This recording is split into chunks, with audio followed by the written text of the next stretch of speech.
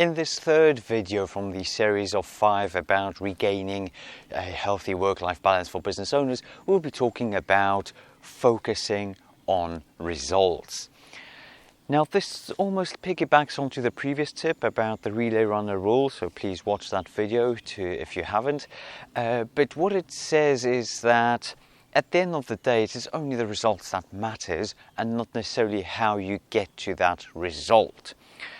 As a fan of simplicity, I'll give a few examples, some of them business related, some of them not, but hopefully this will shine light on the whole issue.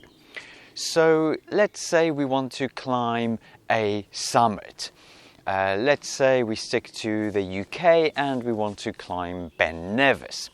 Now, the goal is clearly defined. You want to climb Ben Nevis. And let's say you set out from Fort William, which is the biggest town at the foot of the hill. Now there are a few routes that go to the top, and there could be the very challenging one from the north where you really have to do some rock climbing, and there could be the leisurely one where they were able to bring a piano up. So you have a choice of routes, but at the end of the day, it is the summit that matters. If your goal is to be on top of Ben Nevis, then you wouldn't necessarily bother going up the most difficult route. Why? You want to be at the top. Unless obviously you want to challenge yourself, but that means that your goal is challenging yourself rather than the summit. So that is why you have to be clear about your goal, and once you're clear, then that is the only thing that matters. When it comes to business, my example from my steel company is that we can charge a customer for the value that we add to our products. So as a steel company, we added value by drilling holes into steel beams, cutting them and welding various plates to it, and actually on top of it also priming it, so adding a coat of paint. Now that is what the customers paid for. If we had to move that beam 20 times around our production area, even though that would have kept us very busy, that is not something that adds value to the product, and it is definitely not something a customer would be willing to pay extra. So that is why keeping busy without adding value is not the way forward. You can't charge your customer for your inefficiencies, for things that basically don't add value. Another example will be, let's say, destination for your holidays. If you want to go to Mallorca, well, you want to get there as quickly as possible. You obviously could cycle there and then maybe take a boat and have an expedition of your lifetime. That's fine. But if you are there just for holidays, then you want to get there with the least amount of drama. You just want to board a plane, get to your destination airport, and then check into your hotel. So these are the few examples of sort of everyday life situations where it is all about the result and not necessarily the journey in achieving that.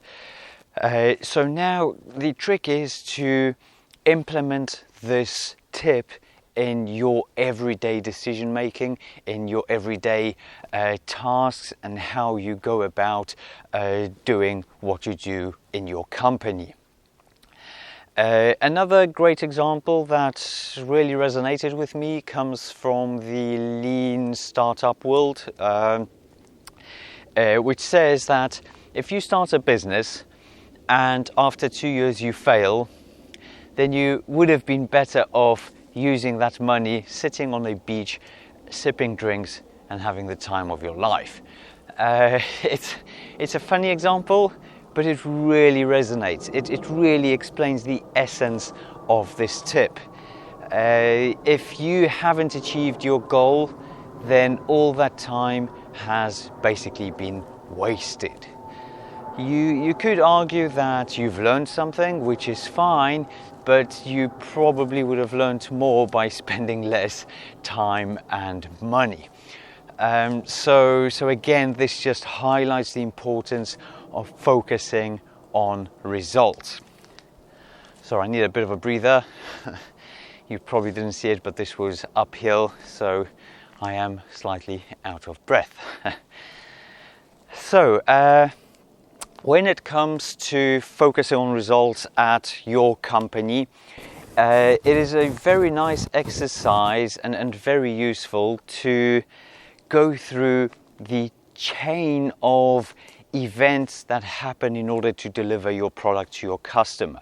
Even if you are a solicitor, if you are a vet and so on, just go through all the tasks that you and your employees go through and see which ones add value, as in the customers are willing to pay for it, and which ones are just needless policy that has crept in somehow in the past and is still being used and people stick to it. So think about the added value. What is it that customers pay for?